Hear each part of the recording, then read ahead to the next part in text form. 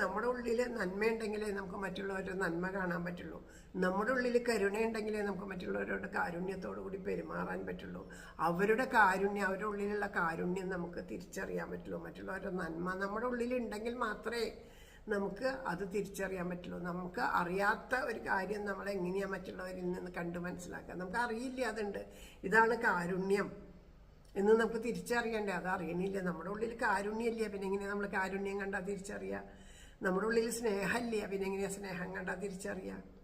നമ്മളിതപ്പോൾ ഒരുപാട് സ്നേഹത്തെ ഒരാളിതാ കഷ്ടപ്പെട്ട് ബുദ്ധിമുട്ടിയൊക്കെ ഇരിക്കണോ നമ്മുടെ ഉള്ളിൽ തോന്നി അവരെ നമുക്ക് ഇന്നത്തെ ഈ സാഹചര്യത്തിൽ എന്തെങ്കിലും സഹായം ചെയ്തു കൊടുക്കാം എന്ന് വിചാരിച്ച് നമ്മൾ എന്തെങ്കിലും അവർക്ക് ശരീരം കൊണ്ടോ ധനം കൊണ്ടോ ഏതെങ്കിലും വിധത്തിൽ സഹായം ചെയ്തു കഴിഞ്ഞാൽ അപ്പോൾ അവരുടെ ഉള്ളിൽ അത് ആ ഒരു ഭാവം തിരിച്ചറിയണമെങ്കിൽ അവരുടെ ഉള്ളിൽ ഉണ്ടാവണം. അതില്ലെങ്കിൽ പറയും